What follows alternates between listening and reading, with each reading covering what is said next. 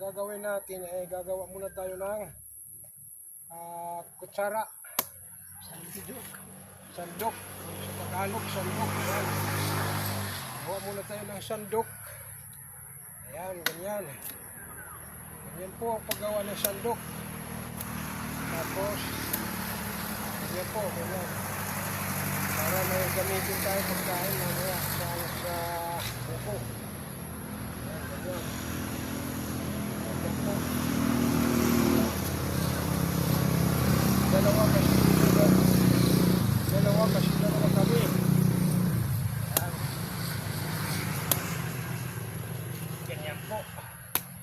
Ang gawa ng sandok. Ayan. Yan po. Ayan. Tapos, ganyan.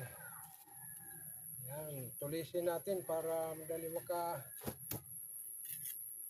makakuha ng buko.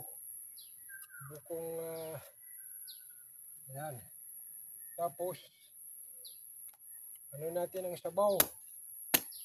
Para uminom muna tayo bago kumain ng buko. Ayan po. Inom muna tayo ng sabaw. Ayan po, sabaw.